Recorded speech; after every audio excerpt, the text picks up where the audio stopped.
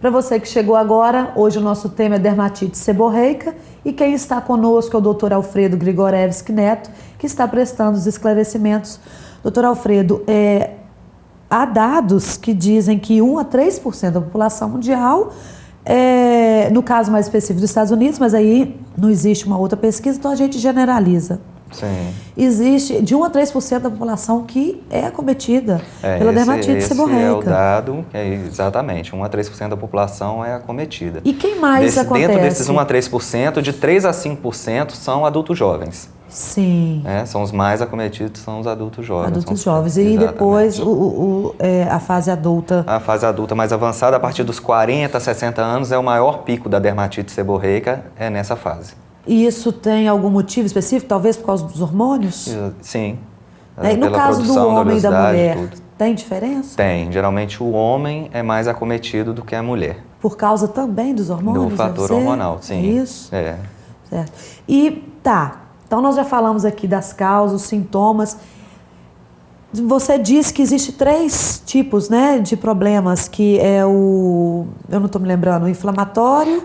Os 3 principais fatores que desencadeiam a dermatite seborreica, né, que é a inflamação, né, a oleosidade e o fungo, né, Existe tratamento. Qual que é o tratamento? É específico para cada uma ou ele é geral para todos os 3? Não, o tratamento varia de acordo com a intensidade de cada quadro, né? Existem produtos mais simples, né, para o tratamento da dermatite seborreica, tratamentos tópicos, e chega a ter casos graves que a gente tem que entrar até com tratamento oral, com antifúngicos, anti-inflamatórios e até retinoides. Em casos muito extensos e refratários ao tratamento, que não responde ao tratamento tópico normal, a gente parte com tratamento oral. E tem como a gente especificar qual que é o tratamento para cada um, ou isso independe? Pensando nos fatores desencadeantes, né, da doença, então para o tratamento da causa inflamatória, por exemplo, né, então nós temos shampoos, pomadas, sabonetes ou loções capilares, né, à base de corticosteroides, que é um dos principais medicamentos usados na dermatite seborreica, que é o corticoide e o antifúngico, que são os principais, né? O corticosteroide tem que ter um cuidado muito grande para se usar o corticoide, que ele tem efeitos colaterais. Se usado de forma errada, por excesso de tempo, então ele pode causar atrofia da pele, afinamento da pele, formação de novos vasos sanguíneos, estrias em regiões de dobras, né, virilha, axila. Se usar muito corticoide, se for de alta potência, vai ter efeito colateral, então tem que ter muito cuidado para usar o corticoide, tem limite. Por isso que tem que ter acompanhamento no especialista. Exatamente.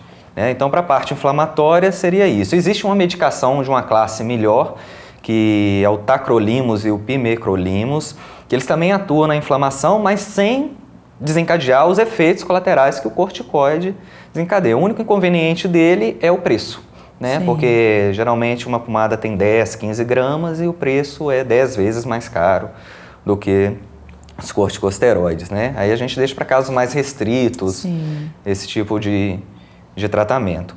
No caso do controle da oleosidade, que é importante, aí também tem shampoos, né, e sabonetes à base de enxofre, ácido salicílico, peritionato de zinco, sulfeto de selênio, todos esses em formulações variadas que a gente usa para controle da oleosidade. E no caso do controle do fungo, né, a gente tem os antifúngicos, que aí tem o ciclopirox, tem cetoconazol, tem miconazol, isoconazol, diversos imidazólicos que tratam esse fungo, né? Também em loções, shampoos, em sabonetes pode ser usado. Então aquela pessoa que está em casa e às vezes sabe que está com esse problema, vai na farmácia e compra qualquer coisa. Esse é o grande problema, porque muitas vezes é passado corticoides, geralmente de alta potência, e a pessoa usa por tempo indeterminado. E às vezes passa o corticoide para uma pessoa que precisa usar um produto à base de enxofre. Exatamente, porque às vezes ele está tratando só a parte inflamatória, mas o corticoide tem muita recorrência com o uso só do corticoide. Às vezes a gente já precisa associar o antifúngico, né? Orientar sobre a mudança de hábito, né? Passar a lavar mais a cabeça, pelo menos em dias alternados, ou uma vez ao dia, né? Tá lavando a cabeça, sabonetes para estar usando para o controle também. Principalmente para essas pessoas, exatamente. né? Porque às vezes a pessoa, como é uma doença crônica recidivante, a pessoa vai usando só corticóide, na hora que vai ver já tem atrofia de pele, novos vasos sanguíneos, estrias, isso acontece muito. Gente, então isso é muito importante, não é somente chegar numa farmácia, no supermercado e escolher um produto. Porque de repente você tem um problema que aquele produto ali não vai resolver, de repente pode até desencadear um outro problema. Exatamente. Né? E como eu falei, tem a diferença, os diagnósticos diferenciais. Sim. Às vezes a dermatite seborreica mimetiza outras doenças, como psoríase, por exemplo. Pois é. E a gente tem que fazer esse diagnóstico diferencial, ver se é necessário uma cultura da lesão, uma biópsia, né? Definir realmente se é o quadro, instituir o melhor tratamento para evitar os efeitos colaterais também. Daí você disse a respeito do custo do medicamento, né? Um custo alto de alguns medicamentos. No caso desses anti-inflamatórios mais modernos. Sim, mas, claro, você deve ter alguma alternativa para aquelas pessoas que não têm uma condição. Geralmente o tratamento da dermatite seborreica básico é acessível, é bem acessível. Corticoide é barato, shampoo de enxofre, ácido salicílico é barato, tem como formular esses produtos e sai bem em conta, é bem tranquilo o tratamento. É porque, assim, eu conheço pessoas que já estão numa fase onde já caem os fragmentos, né? Acho que todos nós conhecemos pessoas assim. Sim. E aí a gente sabe que a pessoa precisa procurar um especialista e vá direto a essa farmácia. Então, gente, é a hora da gente pensar realmente qual que é o problema. Porque, de repente, o seu problema já não está ainda na parte do fungo, né? Na questão de fungo, né? E está só com a vermelhidão, a inflamação.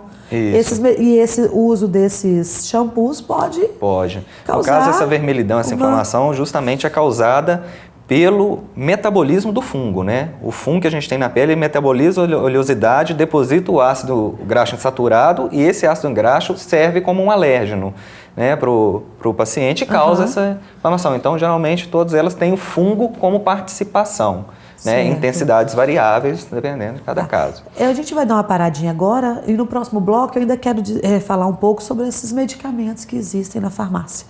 Mas a gente volta já já.